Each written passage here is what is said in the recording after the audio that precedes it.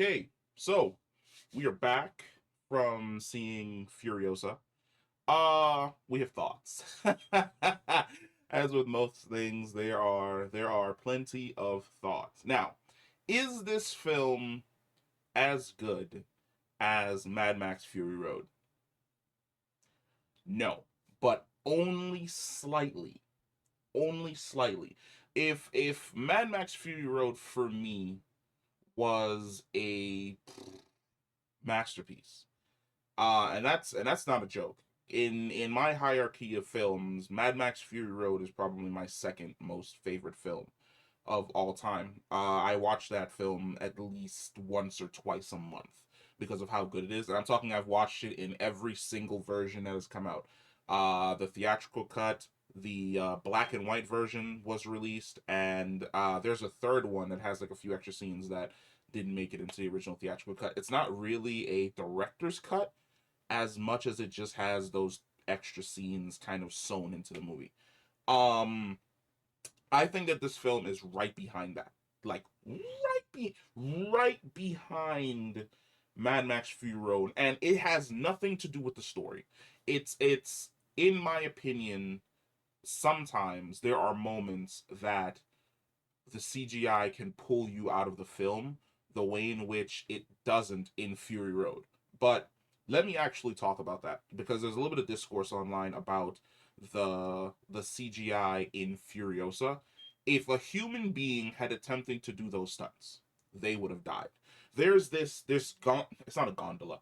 It's like a fan sitting on the back of the war rig. And they talked about this as being one of the scenes that was CGI. Now, on the back of the war rig is this fan, and if you don't know what a flail is, it's a giant spike ball on a chain. On this fan are around six of those flails. When you activate the flail on the back of the war rig, it starts spinning all of those balls, right? Now, the idea is any type of enemy that attempts to flank you from the sides or run straight up the back of the war rig is going to run into those flails. The problem is those flails are unwieldy. They're not exactly spinning in a way that makes sense.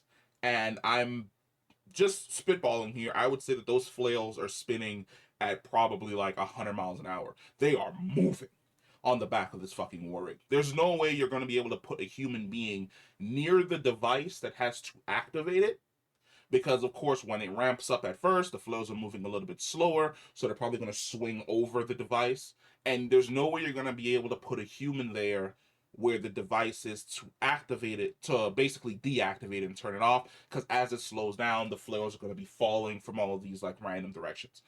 That scene was just one of the scenes where the CGI, in regards to the person that was being pulled into the flail, kind of just yanked me out of the movie for like a half of a second.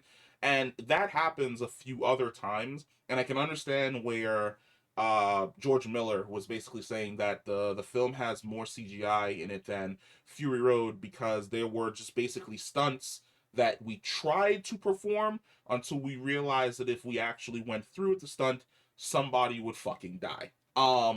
So that doesn't really it didn't, as I said before, those times when this occurs pull you out of the film slightly, and then whatever's going on in the film in regards to the characters instantaneously yanks you right back into the film. Now, moving beyond that, actually, no, one more thing in regards to that. If Mad Max Fury Road was, I would say, no, 80% CGI, no, 80% practical effects, 20% CGI. I would say Furiosa is somewhere more along the line of 65% practical effects, 35% CGI. And that's not exactly bad because you definitely have films that swing in a completely opposite direction where they are literally 80% CGI, 20% practical effects. But coming from Fury Road to this, you can, as somebody who really enjoyed Fury Road, you can see the small differences that are gonna pull you out of the film here and there. But moving on from the CGI thing, everything else in this film is perfect. Anya Taylor-Joy is fantastic as Imperator Furiosa. She isn't getting any praise in any way, shape, or form or credit, but her name is Elila Brown. She plays the so this film could be taken in two parts. Technically, this film has like 5 chapters, and they inform you as you're going through the chapters, like what chapter you're in. But if you really want to break down this film, you can break down this film in 2 parts. It starts from the beginning of Furiosa's journey into the wasteland when she's a child, and then it leads up to the point where she meets Immortan Joe, and then it continues from Immortan Joe to her final battle with Dementus that leads to her character arc beginning in Mad Max Fury Road. The kid who plays the younger version of Imperator Furiosa, fan fucking tastic. Doesn't even have, I think she has probably less lines than Anya Taylor Joy, but did such a fantastic job of being both a fish out of the water and also an absolute badass that they were raising in the green place, that I didn't realize the transition. And I'm talking, the acting was so good. I didn't realize the transition between the younger actress and Anya Taylor Joy until there was a scene where, for scaling, let's say she's standing next to the war rig, you remember how tall the actress, the younger actress is, and then for scaling, it pulls back and it shows her working on something, and you're like, huh. And then you realize, oh, they must have made the switch at some point in time, and I just did not realize that the switch had essentially occurred. That is how both of these actresses just look alike. The way in which their hair was cut and the getup that they're wearing, and the fact that their builds were basically almost exactly the same, and how much they mimicked each other's mannerisms to the point that it was a flawless and seamless fucking transition. The conversation they were having before about Anya Taylor Joy only having less than 30 lines, yes. Yes, she has less than 30 lines, and everything about her character is expressed either through her eyes or through like a facial expression, like a facial twitch or something along those lines, and it is fucking great. There's another character I want to talk about, which is Tom Burke. He plays Praetorian Jack, who's basically the Praetorian before Furiosa, in charge of the war rig. Love his character. I really thought that they were going to be going down like this cliche route where it's like, oh, I'm only getting close to you so that I can betray you later.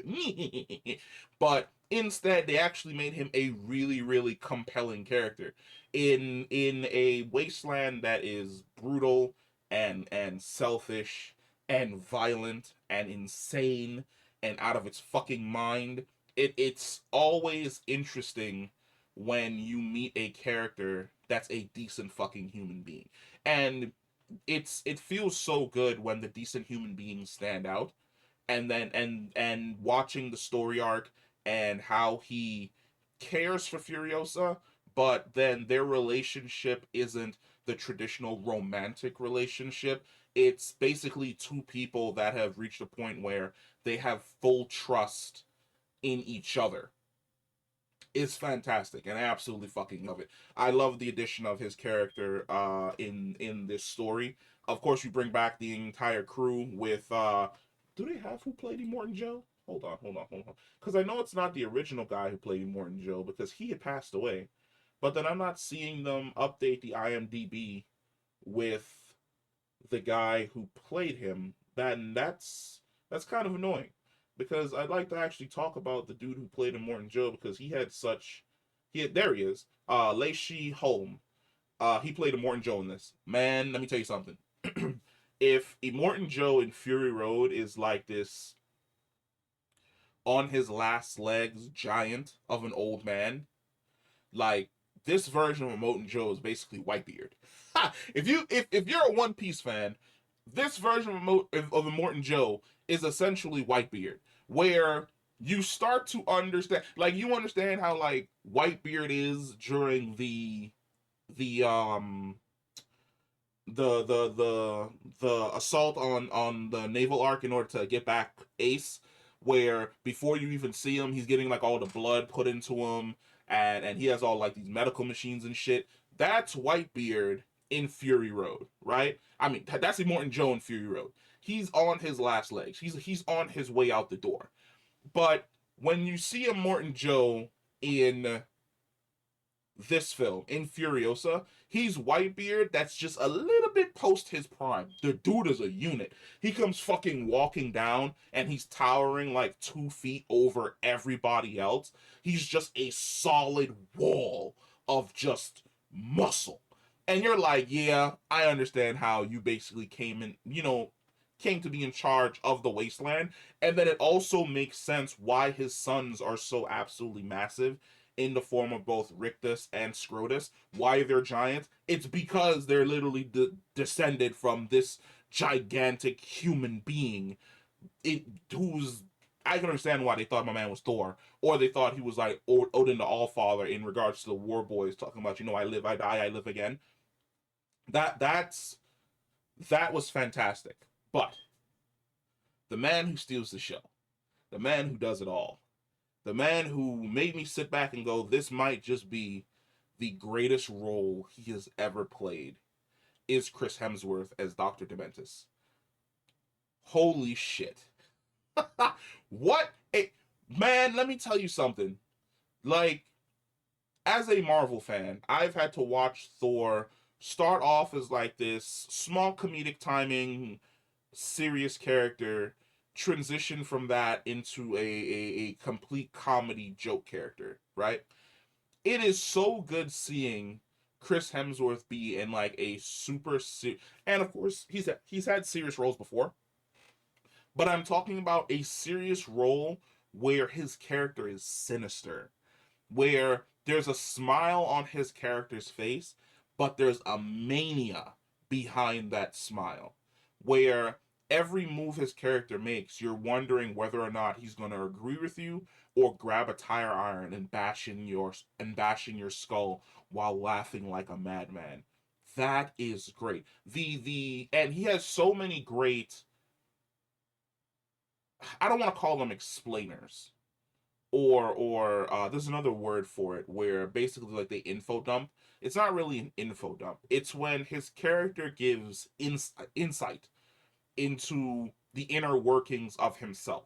Where when you first meet his character, he mentions something, and then later on he'll mention it again, and then towards the end he'll give the full explanation as to that thing he mentioned when you still had the younger version of Furiosa running around.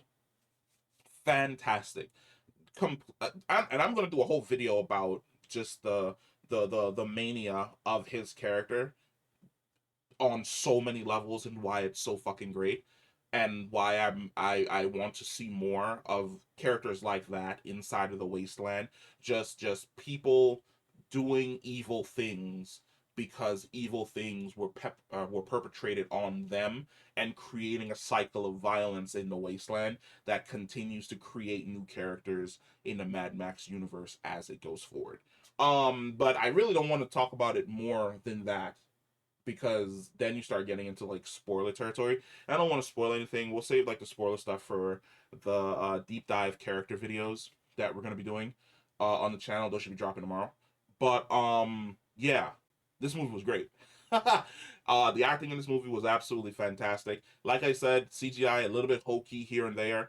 It deducts like a few points, but the few points are absolutely fucking minimal at best. They don't really fucking matter in any way, shape, or form. If like I said, if Mad Max Fury Road is 100, I would say Furiosa for me is probably like an 89 or a 91 out of 100. Like if we were to score this out of 100, I would say that Furiosa is an A minus. It's not perfection, but it's damn near close to perfection. And I think that people will enjoy the story that's being told, the action that essentially occurs, and the character arcs that essentially exist in the film, while explaining all of the different reasons as to why the character was the way they were in Fury Road. But yeah, if you've seen Furiosa, comment below, let me know, and I will catch you in the next one. Peace.